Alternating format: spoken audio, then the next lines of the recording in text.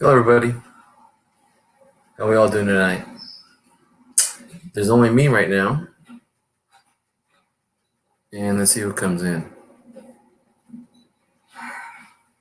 We need to talk about the 800-pound gun in the room.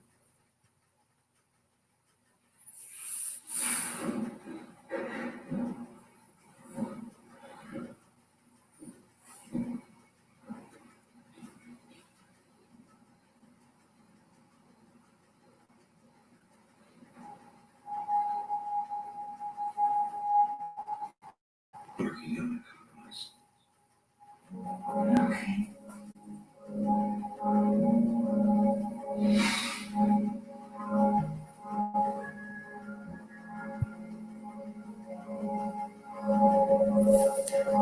Hello, Richard. I'm glad you're checking in. How have you been?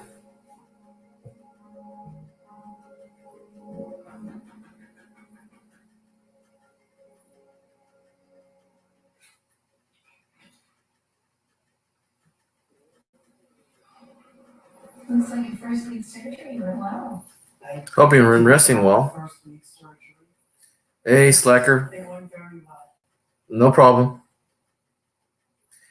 Hey, OC. How you doing? Glad to see you. Yeah, I can't stay too long, too, because I got two things to do tomorrow. One, get some stuff around the house done. I'm taking the day off. And then in the afternoon, I'm taking my mom to a very special medical appointment.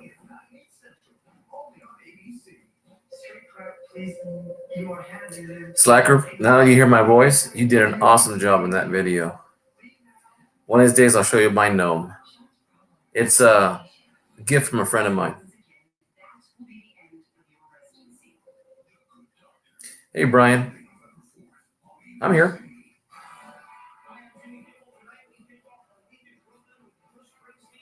Can you hear me?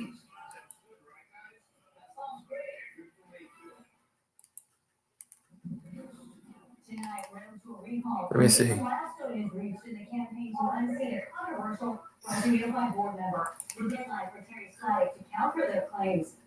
Can you guys hear me?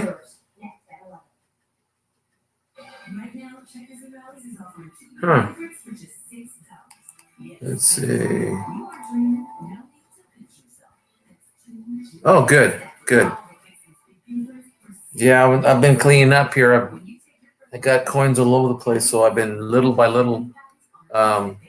Got a box of pennies to take back in. I've got $40 of halves I'm taking back, and I've got about $2 or $3 worth of coins, pennies especially, where I need to put them away.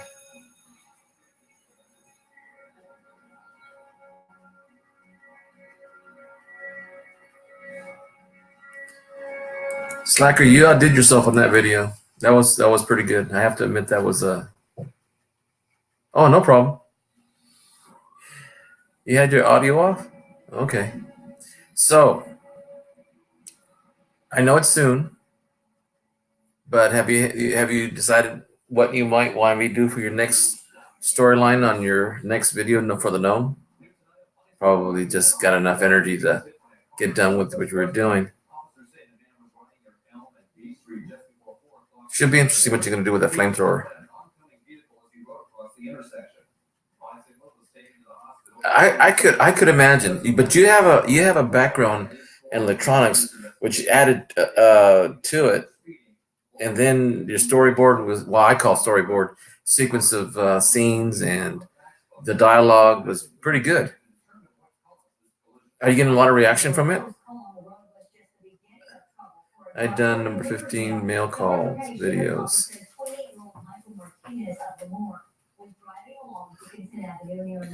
Well, I can't wait for the next one. I mean, I smiled the whole thing. The music was perfect. I just could not imagine. Yeah, sure. Let's see. How do I do this? It's been a while since I've done it, so let me invite. After searching his vehicle, they say they found a loaded gun with the serial number missing. Martinez has been booked into the Fresno County Jail on several charges, including DUI. Abandoned animals are dying every day in the Central Valley, and the trend isn't slowing down. Just days ago, 2 dogs stuck near a home in southeast Fresno died after being hit by a car. Accident reporter Natalie Crockett joins us now live from the Central Valley. There you are. Hey. Boy, I chuckled. The music was perfect. I mean, that made the whole thing too. At the end and the beginning of it, yeah, that was good. That was good. That was a good choice of music. Well, most of the guys they really like all the heavy metal. I've been using a lot of Megadeth in the previous Gnome videos, and I couldn't really find anything hard rock that really dealt with fire. So I thought, well, let me look at Great Balls of Fire, but the lyrics just didn't really fit. No, I thought about Bad to the Bone, but I was like, I don't know about that. So I just on YouTube I put up songs about fire, and oh man, it came up with this huge list. Yeah, I said like the smell of fire and the gasoline and Yeah, I like the smell of gasoline. Yeah, it cracked me up when I heard that song. I was like, okay, that's it. I like to play with fire. Yeah, this is it. Well, it was good. I mean, I haven't showed it to my son or my wife, but I will later. Yeah. I was gonna say something. I thought she came over here, but no, I thought it was cool. I mean, put a smile through the whole time. I really appreciate it. I thought it might be a little boring for people with all the electronic stuff, his little lab and all that. But to me, that was the embodiment of it. I mean, he's, the first video, he's gathering all the parts. The second video, he's actually building the thing. And then the third video, I thought, it would be so cool because, you see these TV shows and stuff. And one in particular comes in mind. It was like, it was a documentary on Star Wars. Reagan's big idea about the missile defense program and, of Star Wars. And he was using, I want to say infrared because it was out of the seeing, the visual spectrum. But he was using these super powerful lasers.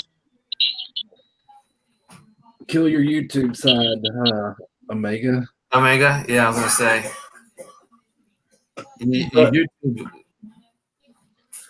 But it showed this laser set up in this lab environment. It was like an Air Force project. It had the little lights that revolved. It had a buzzer that warned when it was armed and everything. And they fired this laser, and it made a huge impression on me. So when I built this set, I wanted all the cool equipment looking stuff, to make it look like he was in this lab environment with the little light and the buzzers and all that stuff to make it like he was in this government lab. So well, I think when you said it made the environment of the lab, when you saw the lights, just how you turned on and you moved the gnome, it's like a sequence one after the other. When you started putting those lights coming on, you didn't put your hand in there, but you could tell that the gnome didn't do it, but you didn't see your hand either. So I thought that was cool. And then every machine started being turned on, the lights came on, numbers started showing up, lights started blinking. I thought that was really cool. I thought that really made the more believable. Yeah, when I was doing it, I thought, this is gonna make it long, and people are gonna drop out before they even get to the burn. But no, it's like if you come into a dead lab, or not dead, but everything shut up, you got to turn it all on. So he goes through a certain sequence, and then it would look more fake if you had it all turned on and he went to each machine. Right, and you guys voted on what screen to use as like the targeting scanner or whatever. Didn't I say that? I think I did. So, you did. You and I think Cajun and several others, they voted on what they wanted to see. So I made sure there was a point where the gnome stepped away where you could see that screen. So, okay, yeah, we voted on that screen. He used it. Yeah. But I'm going to show my son. He just got home from work. He started this morning at 8 o'clock. So he's a little tired, but he likes these kind of things. So I'm going to show up tomorrow if he gets home early enough tomorrow. But he works 8 to 10. But I enjoyed it. I mean, I think it was not too long and not too short. I think it was just right. Well, it took a lot of effort. I mean, you had to build the gun for 1,000. Right. Mega's here and some others inside chat, but I can show the gun again, although I'm squinched. But anyway, this is the gun or the flamethrower. Here it is, the business end. Actually, it goes this way. Now, one question: did you light it and then pulled away your hand so you can film the light being on there, the wick?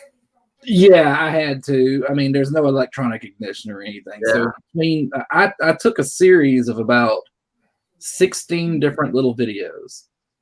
One is when you open it up and he's sitting there in front of that panel and you're like, hey, why are you tapping into the backup power? Oh, it's just I need some power slacker and it's blah blah blah blah blah. And then all of a sudden, if you watch, you actually see the red switch to green.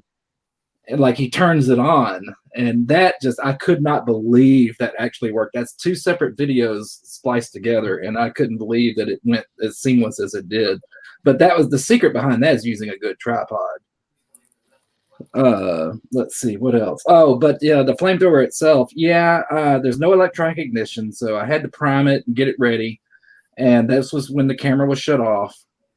And then, so whenever I got ready to, I re-angled the camera to, get the gun in the foreground and then the target kind of in the background so you could get the full stream effect. And then I started the video again. So now it's lit. And then, countdown, testing in 3, 2, 1. And then I put that trigger and it did its thing. And it was loud. It not loud, but it. The best part. I mean, I liked a lot of parts of it, but you know what the best part was? What's that? And I didn't really realize it until I saw the second time. I didn't see the part where it showed the measurement of the temperature on the target. I saw the target getting hit, but I didn't see. Maybe because I was going between listening to your audio and seeing talking to you in TLT's channel, but the second time I saw it, man, it actually measures the temperature. Yeah, we talked about that the last time we were on stream Right. together, and I didn't think it would register at all. I didn't think it'd be enough flame or it'd be dispersed enough where it wouldn't pick up a whole lot of heat. But there's a little story behind that. Okay.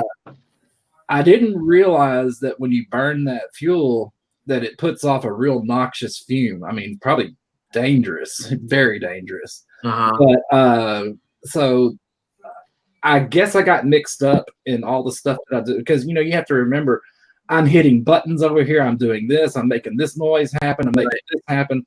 So what happened was I failed to turn off the camera on the original burn. I mean, I hit that thing and it hit that target. And so when I let loose, I look at the thermometer and it's pegged. It just says overload, or HH, which means hot, hot, hot, hot, hot, hot. So I was like, oh, and I turned the camera around to focus on it, and not realizing that I had never turned it on. And whenever I took a breath, I mean, my eyes were burning. I was like, oh my God, I got to get out of here. These fumes are going to kill me. I didn't realize it was this bad. So I went to go turn off the camera, stop the video, when in fact I actually had turned it on. And that's when you see the 100 and whatever it was at the time, like 164 to 136 down to the 60s. And then I mean, that whole time I'm like, trying to open windows, get out of the house, not breathe. I'm trying to vent the whole house and get all these fumes out. And I'm standing outside. Well, I sneak back in holding my breath and grab the camera to see the initial burn. And I'm going through the videos. Oh, we just lost Omega. I'm sorry. I'm running my mouth. No. Go ahead. But I started looking at the videos and I'm like, oh no, the burn's not here. Wait a minute. It's just the stupid thermometer. But hey, that thing got hot. And so I kind of pushed that aside. And once it kind of cleared out, I knew I was going to have to burn it again to get a shot of it working. So I went back in, I relit it, got it everything all set back up, and this time I got the burn. And if you watch in the video, you can see that target that it's hitting. It actually starts to catch fire on the on the lower left corner and the upper. If you look close enough, it's the corner. and it didn't get near as hot because it was a shorter burn duration. But I mean, you could still see that it was coming down. So in the actual video, you see, oh wow, it's hot, and everything's really like 80 something degrees falling down. And I say, oh, it's just now falling down to where it was, getting comfortable. It pegged it out when you release the trigger. Well, that was kind of a lie on that second burn, but that whenever I did all the disclaimers, I put the original footage where it was so hot, counting down, cooling off. Yeah, I was amazed because I have a friend of mine. Well, actually, she's my first cousin. She's a part-time actress in LA, and she does little short films. She's, critiques a few things, here and there on, low budget, low, I want to say like, well, they're trying to get in. She's trying to get into the industry, and but it was almost like you've had experience before how to do this. Not really. I just enjoy doing it. I've done some videos like wedding videos, but do you know how to video graph them together, like in different portions and different parts of let's say different cameras, and you can put the film from each camera and put it together as a seamless video? I've done, some. Okay. If you look back in my past videos, you'll see like SSN, Slacker Stackers News, or Slackers News Network, something like, or SNN. I can't remember what it's called. Anyway, the gnome sightings, and people would. I try to get people to send in video of their gnomes doing things, and then I would do like a newscast about it and put their videos in there. It's all has to do with this video editor I'm using on the computer. That thing is awesome. I love it. Well, I need to learn to do that stuff because there's some film that my dad has. He was an amateur black and white in color when there was 16 millimeter and 8 millimeter, the old film versions. And I want to, put him on, what do you call it? On not a DVD or some form that will preserve it for a long time. Because I've got one where I got my dad talking about the film because he would say the same thing in the same part on the same movie. And he would see it 3 or 4 times. He would tell us about, movie stars that he saw in Mexico. And it's just a lot of things that, that I can probably try to do, but I need to be more of an expert and ask questions about, to people to help me out with this stuff. But that's in the future. The video editor I'm using is that's another question. Go ahead. What was it? What was the brand or the? I'm using Filmora, Filmora, and there's 2 versions. You can get a free version, but it puts a damn watermark you can't get rid of. You got this Lewinsky or something always on your video. So you can either buy a annual license at $33 a year. Every year it will re-up and you have to, relicense it another $33. Or you can spend $55 and it's kind of like a lifetime thing. So I got the $55 version where I don't have to screw with all that relicensing crap. And you can do audio tracks, you can, splice videos, you can do transitions, you can do text and title, you can do credits, it's just unbelievable. I just love that program. Well, on that video because I'm trying to get people to give me their take on which video programmers to do. Like some people say stop something. I forget the name of I wrote them down on my ledger. Everything I write down on my black book here, people I talk to, just to remind me of all the things. But what did you call that item again? That software you use? Filmora. Filmora. Okay. Hang on a minute. I think I can put it in private chat.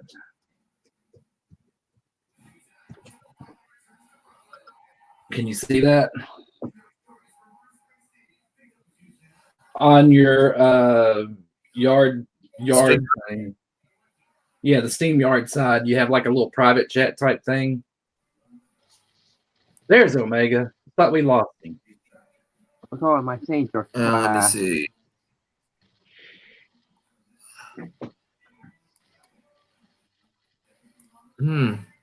Let's see. Oh, here we go. I got it. Oh, I got it. Yeah, I've seen that, but I've never I never delved into walking it, walking it through because I saw somebody else using the same thing. But I don't think it was called Filmora. There are different ones out there, but Filmora is the one that my brother suggested to me, and I started off with it, and I absolutely love it. Is there any glitches to it, or is it pretty easy to use? Because it takes a little playing with to get used to it. The more you use it, the better you'll get at it. Okay. Like before, I didn't know. Like I had with my original opening logo, it had that that real loud business, and I didn't know how to put my logo screen and everything, video in there, and then lay a track. Other than that, well, I figured it out because you can like right click on it and it says adjust audio, and I just turned that musical track down and I laid one down below that, which took over and played for the whole video. So now when you watch that video, like this last one, my logo comes up, but that Playing with Fire song comes on instead of the original song. Hang on a minute, I'm trying to show you something. Okay. It'll take a minute though. And I don't know if I have enough cord to do this. Poor Omega. We're just yanking away, and the poor dude's sitting there waiting.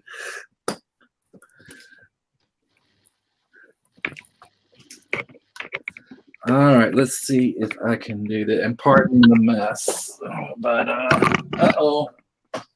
you haven't seen my pardon the mess of mine. If you only saw my right now, oh my god. All right, I cannot see behind me. Okay, trying to see if. Okay, it's this right here, Wondershare Filmora. Can you see that? Yep. Mm-hmm. All right. Yeah. And it takes it a while, but I'll show you. You may want to present me because this little third of a screen is not going to. Let's see, how do I do this? No. Let's see. Whoops. Well, that might work because it. Okay. Yeah, oh, here we go. Nope, that's not what I want. I'm still learning how to use this. Let me see it from that point of view. Yeah, you can probably see everything from here. I'm going to show you what an edited film looks like to Filmora. Okay. If it will ever come up. All right, there we go. So open project. Oh, wait a minute. Gnome Weapon Part 3. Come on. Okay, this is Filmora. Okay. And no, you probably would be better. Like I said,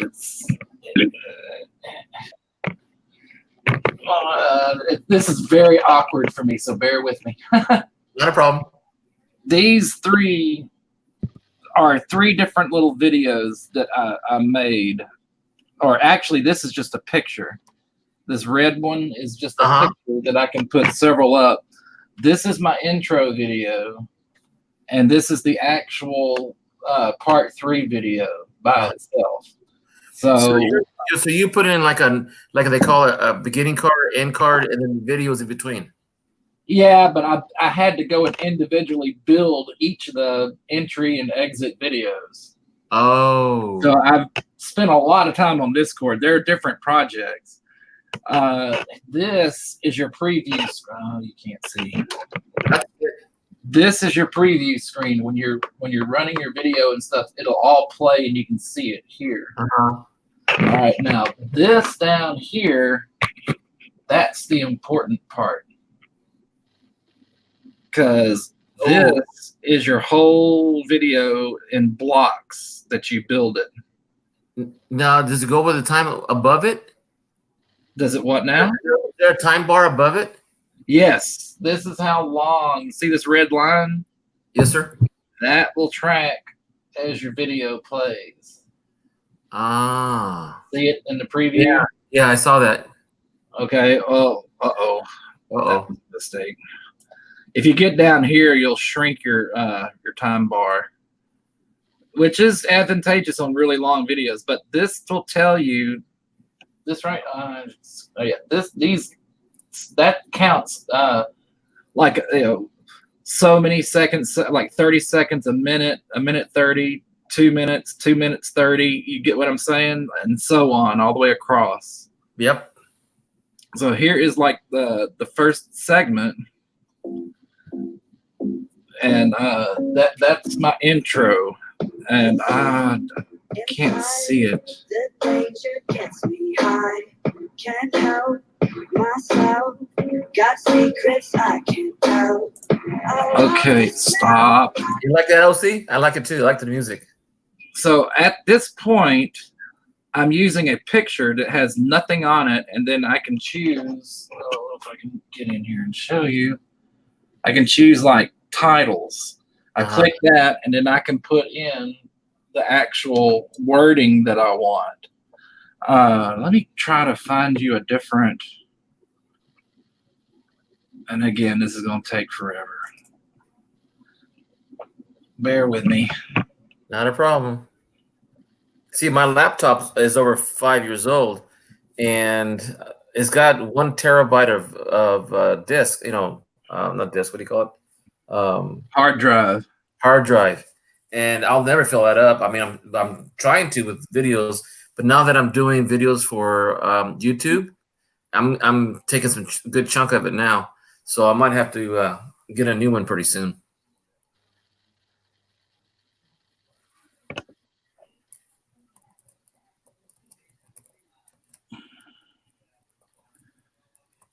Well, the bad thing is it doesn't show you, because once you compress it all into a video, it doesn't show all the actual build. Because, well, actually, this one really didn't need a lot of building. I'm trying to show you all the little transitions and all the little titles, and because they all show up in little blocks as you work it. Come on. And you know what? I don't think.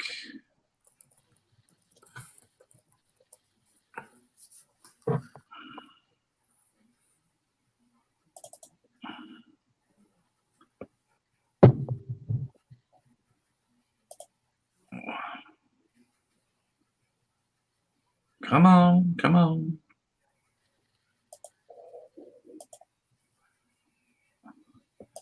Rich Kelly, he's a builder of some monster computers. He tells me right now, Hector, he's laughing. Hector, 1 terabyte is my smallest hard drive out of nearly 100 terabytes, and he's nearly full.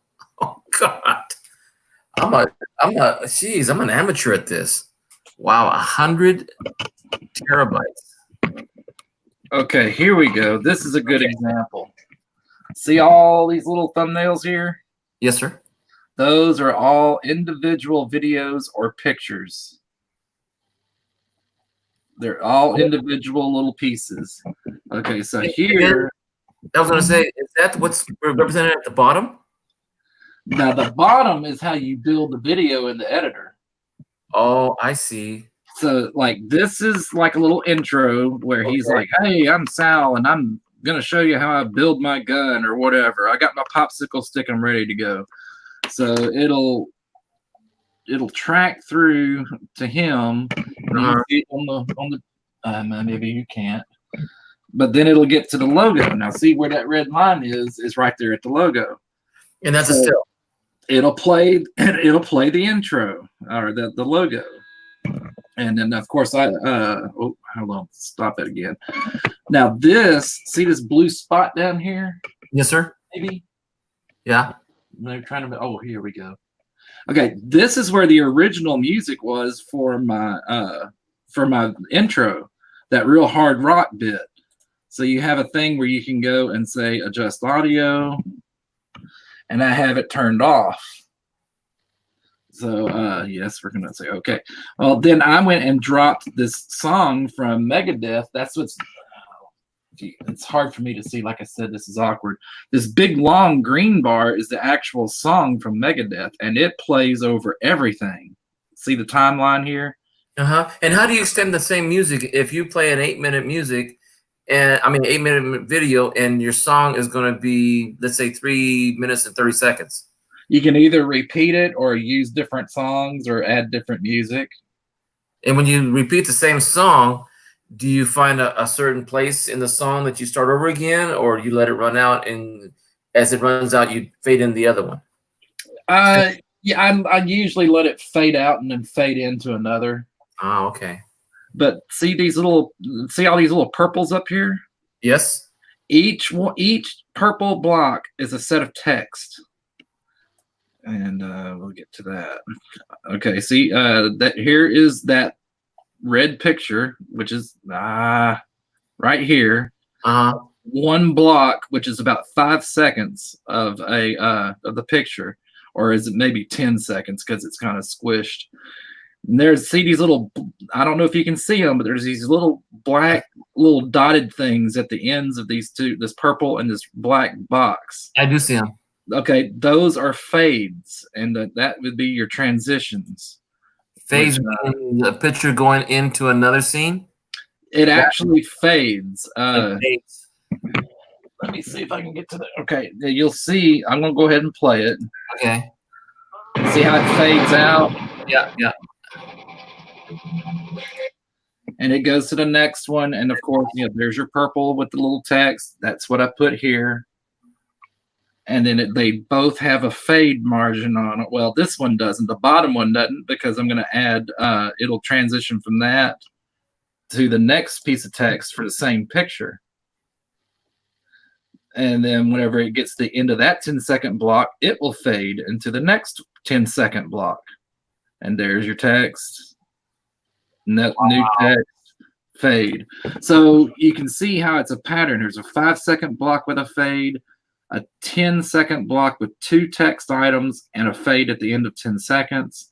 And then it just goes in increments of 10 seconds for each different picture with 2 bodies of text and fades at the end of the 10 seconds.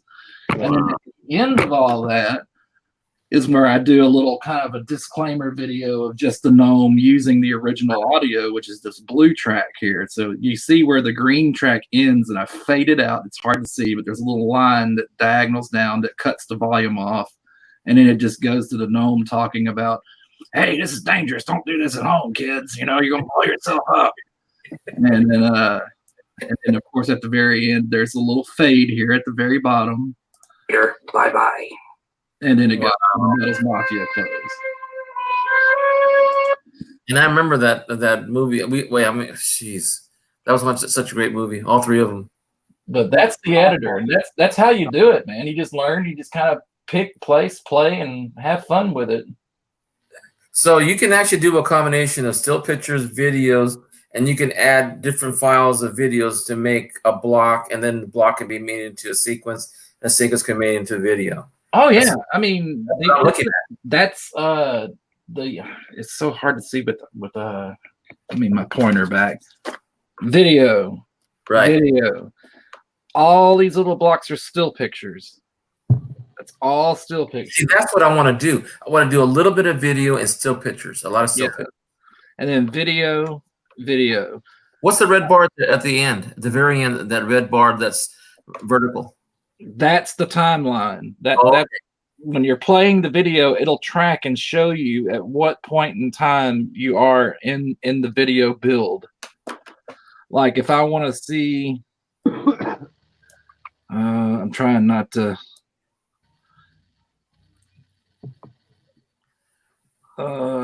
So at the beginning of the disclaimer, we are at probably 6 minutes, 20 something seconds. No, less than that. Richard just says he uses Adobe Premiere. I know Adobe, but I'm not sure about Premiere. Is that a complicated video? Do you know? Oh, the one I'm doing? No, the one that he's mentioned. I have no idea. I've never used that. Filmora is the only one I've ever used or tried to use. Are there tutorials on YouTube on Filmora? Oh, yes. I wouldn't Okay. have been able to do half the stuff I've done if I hadn't gone to a tutorial to figure out the music tracks and stuff like that. Yeah, because I would never try to just get the program without knowing how to access it, knowing the icons and the different things we can do with it and use it, because that's I mean that's Well, it's kind of like anything. I mean, it can be overwhelming when you first get it, and then watch a couple of videos on YouTube how people kind of manipulate things like putting still pictures in or using a transition, using a title, how to set up credits or something like that, and kind of play. You just have to get in and play with it. And Play with it. It gets to where it's just almost second nature. I mean, you can go in there, you'll be flying through that thing like whizzing through it, click, click, click, click, click, click, and pretty soon, before you know it, you got a full video done. Well, some of the videos I've done for using my phone only, and then I would take stills of certain videos that I wanted to do, and I put it on a file, and then I sent it to my computer, and then I put it together using Photo App, Windows 10. Have you heard of that? Oh, go ahead. Yeah, it's a photo app on Windows 10. Somebody just suggested it because it's really, really simple. Because all I did was I even put my voice on it. I recorded it on my phone, sent it to my email, downloaded it, and I took a few pictures more, did the same thing, downloaded it from my email, but using my phone. I mean, everything. And I found that to be easy for me right now, but I couldn't do a lot of things like putting text and titles to it. I couldn't add more than one stream of music, at the beginning and at the end.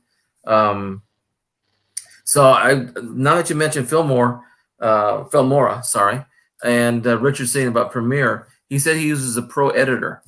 I think for me, it'd be really complicated. The harder it would be for me to use it. I don't know. Some of the editors, just browsing, they all look like that they use, and correct me if I'm wrong, whoever that is. Rick, what's his name? Rich Cali. Rich Cali. Okay. Correct me if I'm wrong, Rich Cali. But a lot of the video editors, when I was just kind of exploring and kind of looking at their ads and stuff, it looks like a lot of them use the same setup as Filmora with that timeline and putting things in blocks and stuff like that. Now their menus may be a little bit different, and what's available as far as titles and transitions and whatever may be a little bit different, but it looks like the same basic setup. And what I love about this is some of these videos, like that one in particular I showed you with all the little purples and greens and everything else, takes time to do, because you have to set up each little interval and tell it what configure it how you want it to work. And so if it's late one night and you're tired and you're like, I still have 21 pictures to stick in this thing, I just can't do this anymore, you can actually save the project. It'll ask you, do you want to save it? Yes, name it. And then the next time you go into Filmora, you saw where it has a list of past projects. Right. You just click it, boop, it's up, and you can carry right on from where you left off. Wow. Well, even Carlos on Cali, he's a new subscriber to my channel, but I haven't had a chance to talk. But he says that Camtasia, I hope I'm pronouncing it correctly. He says he uses it pretty good for him. I guess it's what it is that you get used to using a certain film editor or video maker. Absolutely. I mean, I will not say, I cannot say anything for or against Adobe Premiere because I've never used it. Filmora is the only one I've ever used. I've gotten used to it. I've learned the ins and outs. There's Uh-huh. still things about that program I don't know. I know it can do more. It's just I've never tried or been exposed to it just yet. And you said your brother recommended it to you? Yeah, my brother, he deals with multimedia. He's an artist. He teaches art. He's a designer. In fact, he's the one that designed my logo. And so I called him up and I said, "Hey, Bad Karma, you know what? I'm looking to do some video editing for YouTube. Do you know of a good editor that's not that expensive?" And he's like, "Well, the best one I know of that I like is going to cost you some money." He said, "But I think it'd be worth it for what you want to do." And he told me Filmora, and he was right. I love that program. To me, Well, check it out. I can't speak for anybody else. Yeah, he also says learn the shortcuts. I'm pretty sure that's everything for any video processor, that you'll learn the shortcuts, and that would probably be the best thing. It's just practice Lord, with it. yes. Like with the text, when you Yeah. deal with the text window, I have one that has 2 rows for text, and usually only use one.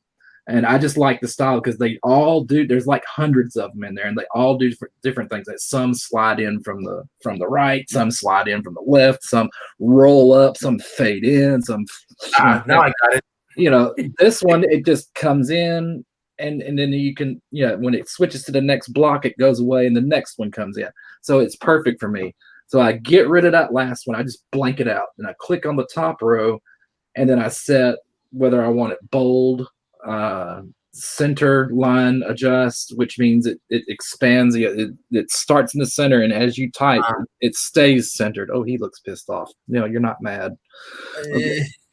So it just expands, and then you set what size you want your type, and then one shortcut is I would have to scroll through all those deadgum fonts to pick the style I want.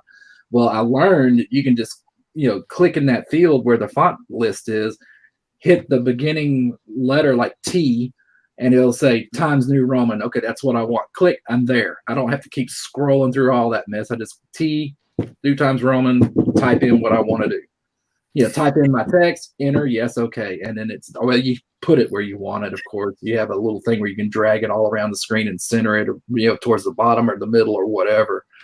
But that saves a lot of time too. The shortcuts, he's absolutely right about that.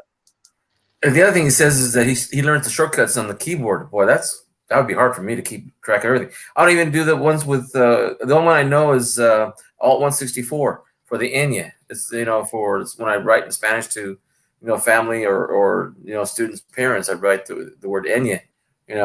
It's kind of like Alt 64. I had to look for it because you can hold it on your phone and it comes up, but not on the keyboard.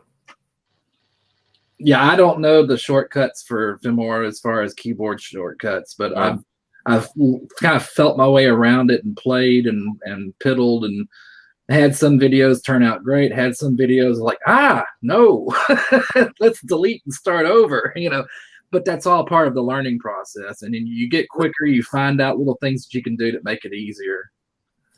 What was the most difficult part? Was just getting used to the different sets of doing different things with the video, or was just learning the process? What was hardest? To me, the easiest part was taking 2 videos, or say 3 videos, an entry, the body, and exit videos, and just I want the first one, click, okay, now it's on the time bar. I want the second one, click, boom, now it's right after the first one and it's in the middle. I want the last one, click, boom, it's there. Okay, I'm done. Composite, load it on YouTube, I'm done. That's easy. The hard part for me was figuring out the different transitions, the way the different titles worked, because like I said, there's hundreds of them in there, and they all do different things. You can't just say, okay, here's a title, I'm going to click this, and then it crawls from one side or drops from the top or crawls up from the bottom or something, and you're like, no, I don't want it to do that. I just want it to appear, okay? So you have to find which titles you like. Like I like title number 30. I'll just know it's number 30. So whenever I go to put titles on, I always choose 30 and do my thing from there. And Mhm. you learn the system too, because that red line that you saw, you have to be in certain spots, because if it's too far over, that text window is going to pop over to, like where you don't want it. And you're like, uh-oh, Right. not there. So you have to kind of, you know, build things in stages. And if you have to get that red line right on the edge of those two cells, and then it'll pop up where you want it and you can add your stuff. Yeah, and I'm fearful what I'm doing is once I put it in there, it's permanent, and I No, want to go back to the It's original. never permanent until Never permanent? it's never permanent until you hit export.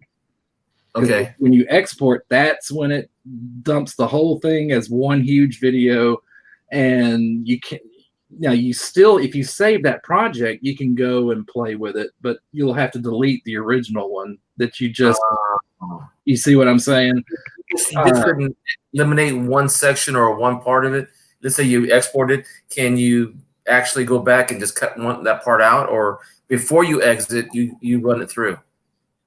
What I do is I build the video on the timeline, and before I export it, I'll send that red line all the way back to the beginning, and then I hit play and I watch the entire video, start to end. And if I'm satisfied with everything, if everything works, everything shows up where it's supposed to be, it's timed the way I want it to be, the links are good, if I'm satisfied with it, I go ahead and export it, because I don't need to go back. But if I see like a misspelling, or something fades before it should, and it leaves a little image here and then it goes away, it'll pop up somewhere else, or something didn't time itself right, and so you have to kind of go back, and then you can always go back and fiddle with it and get things back where you want it. So the best thing to do, in your opinion, and which that sounds like a good advice for me, is if before I export and what I call publishing, to make sure it's the final product, you don't do that until you see the whole thing and look at it several times before you export it to make sure there's no error. Okay. Right. Because I went through, there was one of the videos, I think it was the build video, that it was late. I was kind of tired, but I wanted to get the video done. And I even sat back and watched the whole video, and I thought, okay, yeah, everything's timed right. Everything fades the way it should. The text comes up the way it should. The music, starts and stops where I want it. The fade, the fade off on the music's good. Okay, export. And I even published it on YouTube. And then I wanted to see, because some computer screens will differ, because not everybody watches these things on computers. Some of them have smart TVs, and they'll watch it on a big full TV. And the text didn't look good on it. It was too low. It was right on the bottom edge of the screen. And then I had spellings, and I was like, oh crap, I've already exported. It's already on YouTube. So I deleted it off of YouTube. Deleted the video completely out of my I have a disk drive that holds nothing but videos. I went ahead and just deleted it, because I knew there's no going back. It's been exported. But fortunately, I had it still saved as a project in Filmora. So I loaded it up just like you saw. Went through, it's like, okay, this one was too low. So I went into the text window and raised the text up a little bit. Said, okay. Went to the next one. Okay, this has a misspelling. So I went to the text part and spelled it correctly. Okay. Saved it. Went to the next one. Okay, this one was too low. So I drug it up a little bit. And once I had everything, where I thought it was, everything, checked it, made sure everything was spelled right. Everything that was too low on the big TV was raised up a little bit. I went ahead and exported it again, and it gave me a new video to put on my disk drive. Loaded that to YouTube, went live, played it on the big TV, and it was perfect after that. I had no gripes. But that's what I mean. You really want to watch that full length before you export it, so you don't have to go through all that trouble. Yeah. You see, the thing is that when I did my videos with the car show and all that, all those were still photos. I didn't add voice to it. I just added music to it because I use the same library from YouTube, and it worked. And it seems like I got faster at doing the video.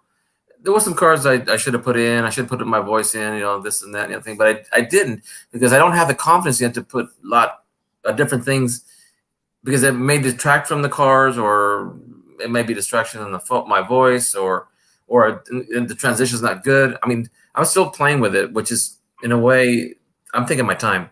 And the photo app that I use from Windows 10 really worked out really well because I got faster at doing it. That's cool. That's what you're answering kind of your own question, of how hard Filmora is. Well, yeah, it's overwhelming at first, but you play with it, you tinker with it, you explore the options, and the more you do that, the more you learn and the more confidence you get. Like I had this one song I wanted to use as a background for a video, and I went ahead and put it on there, but when I played it, it was like, oh, the damn lyrics are so distracting because I'm trying to explain something, and here you get this guy wah wah wah in the background. Right. It drove me nuts, and so I found something that was more instrumental for a background music. And I've got I don't know if you ever heard of Blue microphones. I've heard of them. I don't really know what they are. Like those Yeti ones and stuff. It's like the size of a softball on a tripod, and it's USB connected. And I won it as a teacher prize, but I've never hooked it up. And sometimes my voice on my computer isn't the sound quality that I want, and I figure, oh, Rich, you're leaving? Okay. Good night. Oh, hey, nice meeting you, Rich. Rich is a good guy. You should go to his channel. He's got a lot of VC, but he's really very knowledgeable about coins. He's a photographer, videographer. He's done a lot of amazing things and a young guy too. He's younger than I am, and so he's probably closer to your age than my age. Now I just subbed him. Okay, good, because he's a really good guy. He knows a lot about coins. As a matter of fact, I'm going next weekend to a coin show in the next town in Fresno. Awesome. Yeah, and then I found. Oh, did I tell you I found all those Radio Shacks? Oh, they're available. I think you said you found one that was a brick and mortar. Yeah, it's about an hour and a half from here, but I don't know. It's just fascinating that we have this still around, but they do have an online catalog too. But, oh yes. Oh, you're not in your 60s. I thought you were younger than I am. Who, me? No, Richard. Oh, Rich Cali 21. Oh, I see. I wasn't looking at the side chat. Yeah, but sometimes I seem to be the oldest in the conversation. It's okay. It doesn't bother me. But no, I just there's some things I want to start learning too. Is just to make, teach my grandson some electronics. Some basic things. I don't know what they'll have, but I remember them putting diodes and transistors and all that kind of stuff when they had those kits where you put them together. And they could be electronics kit. Like there's 60 things you can do it with a $100 kit or something like that. But I want him to keep be interested because he's given the indication that he doesn't like school at times, doesn't like doing his homework, and he's only 7, so I don't want him to go that far. Well, get him something that's basic, real basic, and if he takes a liking to electronics and stuff, when he gets older, I highly suggest you get him a kit called an Arduino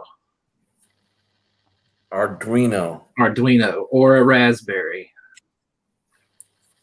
People will call them Raspberry Pis, but it's not anything you eat. But Arduino is basically your more well-known. Raspberries are actually better from what I'm told, but an Arduino is a small microprocessor. It's got all these little connectors around it. You do have to use a laptop to program it, but there's a lot of help screens and help places. There's a lot of shareware stuff that people throw up their little programs and everything. But it's a programmable microprocessor, and you can do anything and everything with those Arduinos. It's unbelievable. I don't know how to do it. What was that, Omega? Arduino. Hi. R-A-D? I think it's Arduino. Arduino. Wow, I never heard of it.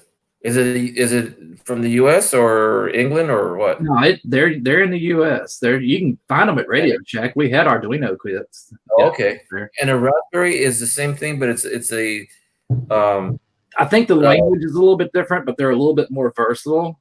Arduinos, they're great learning packs. I mean, if he wants to learn microprocessors and a little bit of programming, if you want to turn that into a career, that would be the way to go. Although in California, hell, the ocean's open to the guy. But in my area, it's just hardly anything in electronics. Oh, VC said VC Coins, Nevada. He says heard of it. Yeah, absolutely VC. And in fact, where I used to work, I told my boss about the Arduinos because he loves electric trains, and he's got like this whole shed in the back. I say shed, it's a big like outbuilding, and he's got all these train tracks and everything. Well, he was trying to build like these controllers and all this stuff to control several different tracks and trains and stuff. He made like a train yard. And when I told him about the Arduinos, he looked into it and he was like, "Thank you, the answer to my prayers." So he's using these Arduinos to computer control everything. You mean he actually programmed something on his laptop using Arduino for his trains? Oh yeah, you can control switches, you can control relays, you can make them go Bluetooth, you can make them Ethernet, you can make them do any. I'm telling you, the Arduino is so versatile in all that you can do, and it teaches you how all that stuff works. That's what's so great about them. Well, I do want to learn myself, the basics on putting electronics together. That would be neat. Okay, so you would recommend more the Arduino than the Raspberry for me, or should I go back to lower basic? No.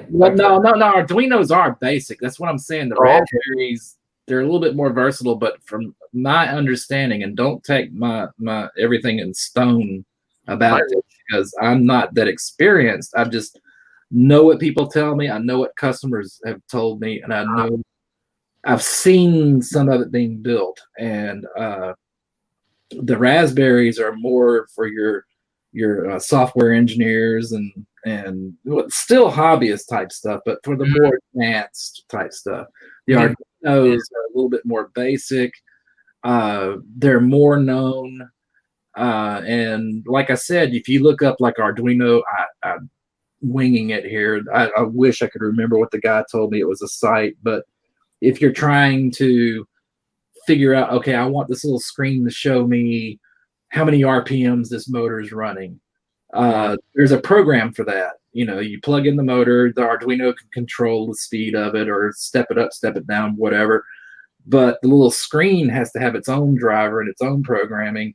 And if you look up this site, chances are there's a hobbyist out there who's already written that program. So you just find that program, copy, paste it into yours, and it's programmed. You got your screen.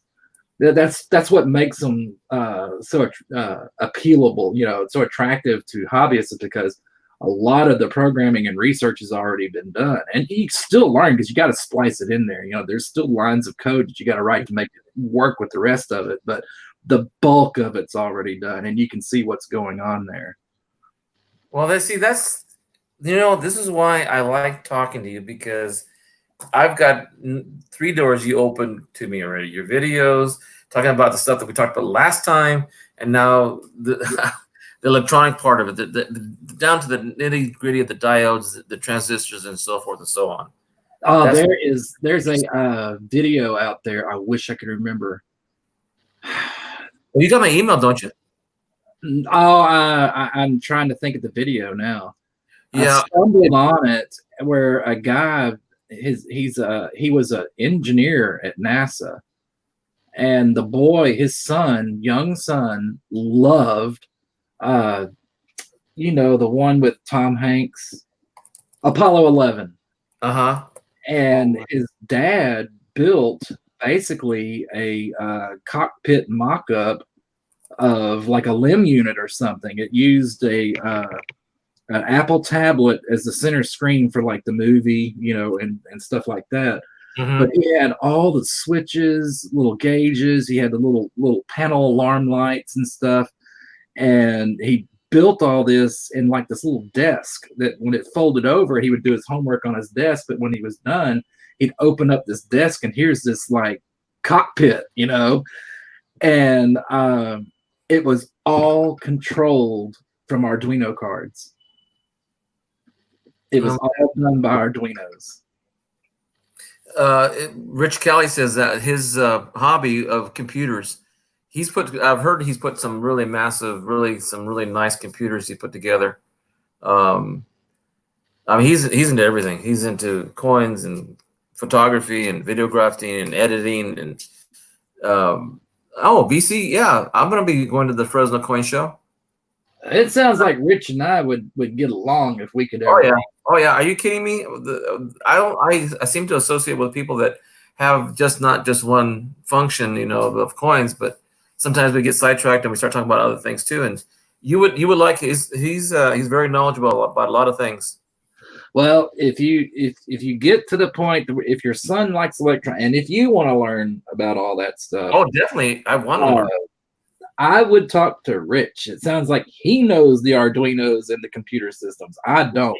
I only know what they're capable of. I don't know how to do it. Well, I'm impressed by your videos still. I mean, I'm still smiling because I had the flamethrower, the way the story went. I mean, I got to show this to my wife and to my son. They would enjoy it too. Well, that type stuff is. I love photography. I showed you my camera. You're right. Yeah. All those pictures and those build videos and that video build that I showed you on Filmora, all that was taken with that camera. Well, I took old 35 millimeter film camera, Canon E1. I still have my Canon E1. It still works really well. I just haven't got all the different lenses. I got just a few of them, and I took it in college to develop and process the whole thing. And then my daughter got interested and she took my camera. So now she's Lord. Yeah. I'm sorry. I just saw what Rich just posted. $10,000 for my Pro Editor workstation. Yeah. I built 20 core and 256 terabytes of RAM. Oh my God. He's got a Cray 3 sitting in there. I can only imagine what he has. I mean, to me, it sounds like I understand what they're talking about. But to see it, he has a workstation, and that size, it reminds me of like, okay, we're looking at what did you call it? A Cray? A Cray 3 is a supercomputer. Oh, okay. There's only a few of them around. They're like billions of dollars worth of computer equipment, but they handle trillions of calculations a second or some really crazy crap like that. But when people joke, I mean, and again, Rich, I'm old school. I don't know, correct me if I'm wrong, but usually when you're in like computers and stuff and somebody gets a really powerful machine, they joke, oh wow, you got a Cray 3 sitting there, or some supercomputer. But if I'm not mistaken, when he says 20 cores, that represents processor power. Like you've heard dual core Intels and stuff like that. i7s, i9s. Yeah, like i7s, i9s. And then the RAM, terabytes? Wow. I mean, gaming computers have 16 megabyte or 16 gig RAM now, or something like that is kind of the big thing today. But terabytes? Let me introduce you to Richard. He came on right now. Oh, cool. I'm going to have to go soon, guys. It's 2 in the morning. Yeah, I have things to do tomorrow morning, and I take my mom in the afternoon. It's going to be a long day because she's going to be taking a 3-hour medical test. So, yeah, I'm going to go in a few minutes. But, Rich? Hey, Slacker, how you doing? Hey, Rich. Nice to meet you. Yeah, I've seen you around, but I don't think we've ever really chatted at all. No, we haven't. Rich is a really good guy. I mean, since I met him the very first time, we talked for hours. And he's kept me up late at night until sometimes 8 or 9 hours later. But he's a really good guy. He's very knowledgeable. He's very open to discussion on almost any topic because I mean he even helped me one time because I was having problems with my computer and the service, and we're trying to figure out what was going wrong with my computer because I couldn't get on StreamYard, I couldn't go on YouTube side, and I had complications. I cut out, my voice was going. It just helped me a lot, and also I'm learning about grading coins, which I'm still learning to do. But he's a really good guy, really great guy. Yeah, all the money that I've spent on my computers and cameras and stuff all came from my coins. Oh, you sold like a lot of your coins and such to fund this hobby? I'm really good at grading the high grade pennies and nickels. So I sell MS-67 and 68 coins.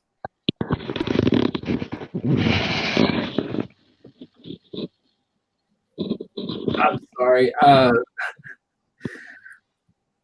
I am listening to you. I'm really starting to feel sorry for Omega Shadow because the poor guy's been on the panel. I know he's been very quiet, and we appreciate you being here with us. Okay. Yeah, I've got a few Canons, 10D, 5D, Mark 1. Yeah, the only camera I have is a Canon 50D or a D50. That's a good one. Yeah, I love that camera. It's been great. Oh, I have some old still cameras like the Rebel EOS, the Rebel G. I have an old AE1, some others, but you know my workhorse now that everything's digital is my 50D. I actually did wildlife photography for about 15 years. See, I like landscape type stuff, and I used to do weddings. Cool. So did Rich. I think Rich, you did video for weddings, didn't you? Yep. Yeah. I always do. All my family always asks me to help, so I never mind. So I, all my editing stuff is all family videos, stuff from the 50s on up. I've actually done in a place where I used to work. It got out that I like photography, and it was a new couple. They didn't have a whole lot of money, and they asked if I'd take their wedding pictures. And I told them, I said, look, I'm not a pro. I'll do it, but don't be upset if they're not something like a real photographer would do. They said, no, we just want pictures of the event. Well, when I did it, they liked it, and word got out. So I ended up taking the pictures of half the people in the plant that had weddings and their kids having weddings, and it got to the point where it was just too much. I would work 8 hours at the job, come home, and this is all still. This is no digital. It's all still camera. It would get to the point to where I work 8 hours at home, come home, spend 4 hours sorting through pictures, numbering all the the roll 1, frame 1. Roll 1 all the way up to roll 1, frame 25, roll 2, frame 1, blah blah blah blah, and cataloging all this stuff and building up and that was my wedding gift to the couple, was make a little wedding album for them. If they didn't like it, they could make their own, whatever. They could throw it in the trash for all I care. It was theirs. But I would do it in like a sequence of events. I'd take fluff pictures because not every event you're going to have enough pictures to fill a page. So you take like flowers, decorating. A lot of thought goes into that too, so they do appreciate it. So flowers, groom cake, wedding cake, the just decoration stuff. Kind of poke that in there throughout. I always got the culprits who always did up and jacked up the car, and then they love that. So that's who did that to my car, and. I was busy, dude. I ended up having to quit it because I just couldn't hack it anymore. I wasn't getting any sleep. I was just constantly either doing, electronics in the job or photography at home. Yeah, well, if you enjoy it, which you obviously do, yeah, it's really easy to get carried away. Because what you see in your head doesn't always work out easy. And once it's in your head, if you're like me, I'm screwed. I have to do it regardless of how much work it causes me. Oh yeah, I do like it. I took this one out of the frame. I don't know if I know you probably won't be able to see it, but no, maybe I can get out of the way. No, Now I'm a fifth or sixth generation photographer. My grandmother started in the 1860s. this is a fall picture that I took down at the lake. Very cool. Nice colors. I like it too. Thank Nice you. Nice reflection off the water with all the same trees and colors. This is the one time that it was almost perfectly still in that area. Usually the water's, rippling pretty because it's just below a spillway. And in the fall, like you said, the colors of the trees, and because it was still, it made a mirror reflection. So Right. I was happy with that picture. And you're doing this all with film. So, unfortunately, when you do the digital, you are never sure of your color, and you always want to make everything as sharp as you can and as true to color as possible. So, yeah, Photoshop, man, I've spent 10, 20 hours on a single photo easy. Wow. Oh, the biggest wedding I ever did was the son of a state senator for Arkansas. Cool. And boy, that was like 12. There was more than 12 rolls of film, I think. I mean, it was just huge, ridiculously huge. And one of the requests was everything be black and white except for the bouquet. And that took us a bit, but we got it. I mean, it was black and everything was in black and white except for the bouquet of the bride's bouquet, and that was in full color. And yeah, that was Photoshop. That's cool. Yeah. But oh man, 2:11 in the morning. I hate to leave. And Omega, As a matter of fact, I was planning to leave at 1, and no, it's fine. A few minutes here, a few minutes there is fine. And Slacker, my family have been photographers all the way back to the beginning of photography. wow, Cool.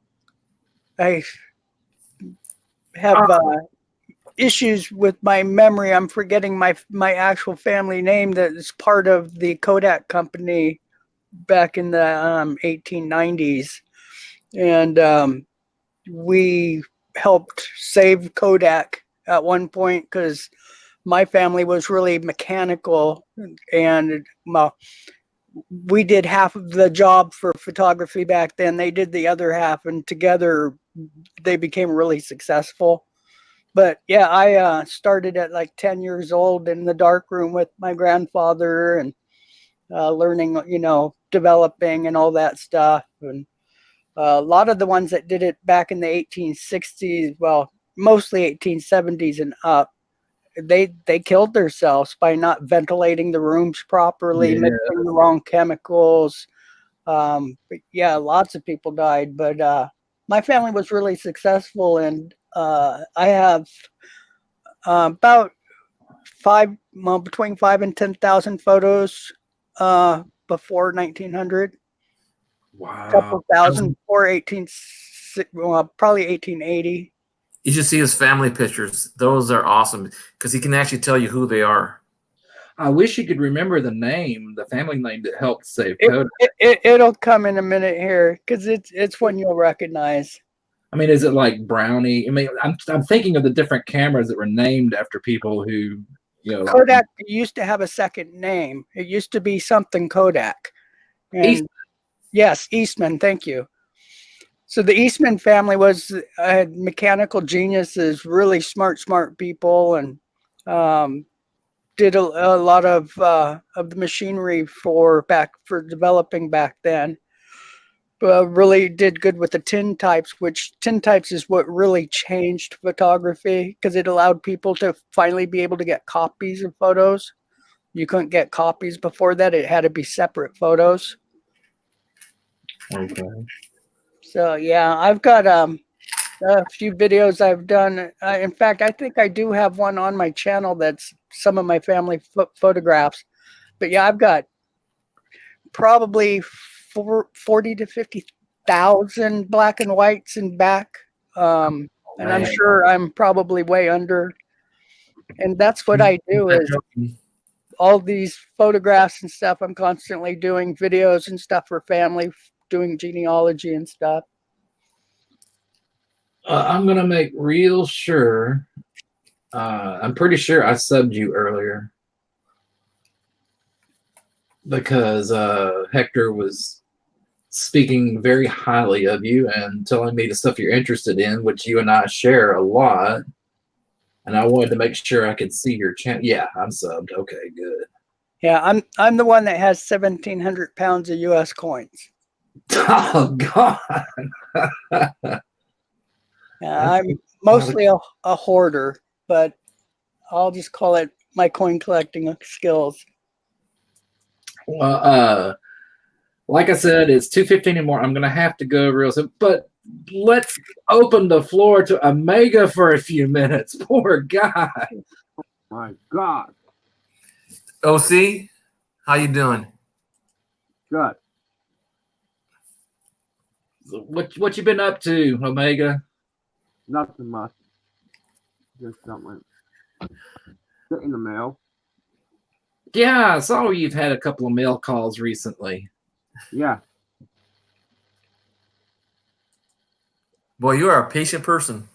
Boy, very. Thank you. And I apologize, Omega. Once I get going, it's hard to stop me. Okay.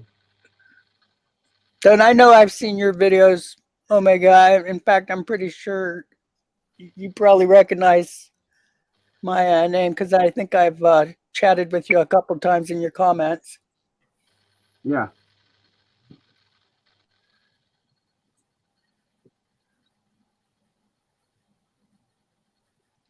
Cameron says Omega is the man.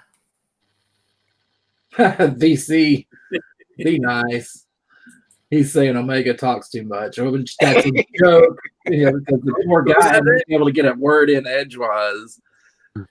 Well, it sounds like VC is also going to be a granddad by the 29th of this month. Oh, really? Hey, congratulations, VC. Yeah, I've got 10. Rich, how's your grandkids doing? Doing great. Good, good. Actually made it to a baseball game today. First one I made. Unfortunately, it's into the finals, or the last couple games. But at least I made it to a couple. Yeah, that's good. That's good.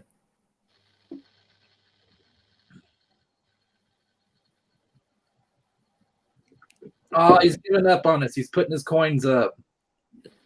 What was he going to show us? Did you even take a see It anything? looked like he had some 2x2s with some coins from a mail call. When'd you get there, OC?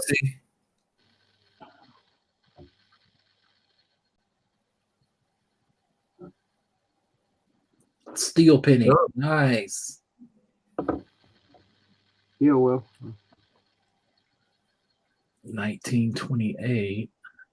1928. 1909. TV. Ooh.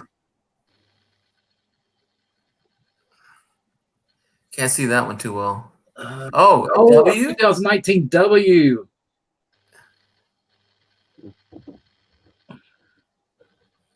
You're probably happy about that W, huh? Oh, I know I would be. I've been looking forever. I haven't got one, Me either. and I've been searching. So have I. I know Jeep and John. Do you know who he is?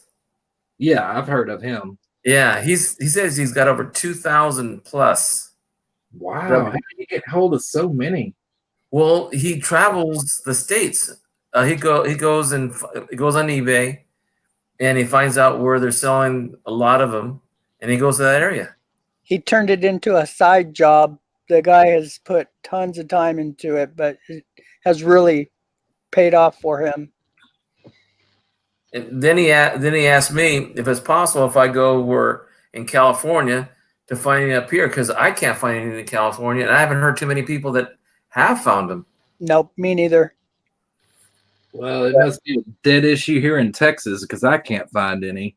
You told me that last time, and have you got any? Have you got any rolls of quarters lately? Me? Oh no, I can't afford to go do that. Yeah, I mean, I only get 5 or 6 at a time sometimes. Dude, I'm trying to just keep the lights on. Hey, well, I'm supposed to be retiring this coming July, and Retiring? I'm sorry. Retiring? Did you say retirement? Yes, sir. You sound like a 20-year-old. How old are you? I'll be 63 in December. Oh, you're shitting me. I'm sorry. Pardon my language. You know. Yeah. You sound like a kid. Well, thank you, but my wife don't think so. She may think I act like a kid, but nah. Wow, that's crazy. Yeah, if I put my face on there, you see all the gray hair. Wow, when you said that you thought you were the oldest one in the room and stuff, and I was like, no, because I was convinced you were in like your late 20s, early 30s. No, because I even forgot that age is Rich is on my age almost. I think I'm still older than he is though. Not sure. That's crazy.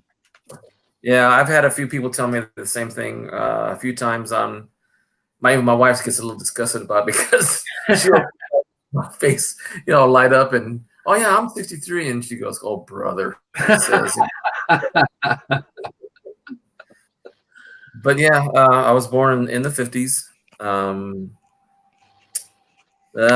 don't know. It's just my voice that I've always had in processing because I don't talk very much. When I was young, I was always I was raised to be silent and not always speaking up. I never had to raise my voice or anything like that. Even when I talk to kids to admonish them during class because they're misbehaving, I don't scream or yell. I just talk to them softly, and I guess I save my voice a little bit. Is Midnight here? Midnight Silver Run. Hey, how you doing, Silver Run? Another good guy. When Jeep and John saw me, he said the same thing you did, except he said I was in my 40s or late 30s. Wow, that's cool. Yeah, And I've had a few in the streams think that I was about 30 years old because of my voice. but you said you're 50 something. Yeah, I'm 50. 50. That's right.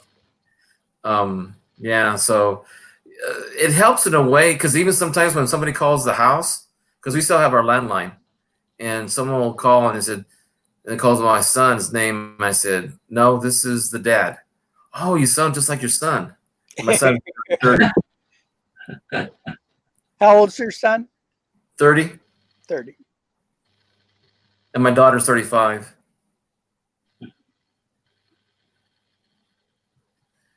Midnight Silver Run was saying hello to everybody in the room. EVG Hobby says he's 12. Gee, you don't look 12. Oh, hey, Silver Run.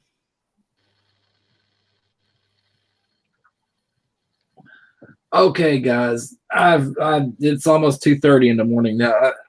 That shows you what good company is in this room right now because I never am on the computer this late. Yeah, that's what happened to you and I last time. Remember? Yeah, I know, and I paid for it the next day. Yeah, so do I. Yeah, something. I'm gonna call it too because I got a lot of stuff to do tomorrow, and I'm gonna be in a office medically for my mom's examination, and I'm gonna be there from 2 to 3 hours, maybe 4 if it's complicated. But we'll see what happens with my mom tomorrow. But it's gonna be a long day tomorrow. Good luck. Before I go, Thank you. I'd like to say it was nice formally meeting you, Rich Callie, and nice seeing you, Omega Shadow. Yeah. And thanks for having me, Hector. And I hope that we can all get together again and talk. Yeah, let's try 9 o'clock California time. So that'd be what, 11 yours? Yes. Or we could try 8 so that way you can get on a little bit early. About 11 o'clock would be perfect for me. Okay. 11 o'clock your time would be 9 o'clock my time. That's great because that gets all my little stuff out of the way and done too. Yeah, that would be perfect for me. Rich, is that a good time for you? Yeah, I'm the one that streams through the late night. I'm normally like 12 o'clock California time to 6, my 7 time. in the morning. Well, Lord. he can join us anytime, and he can, we can just trade off and see who starts who, But yeah, beginning. I watch for Hector. Yeah. Yeah, I do too.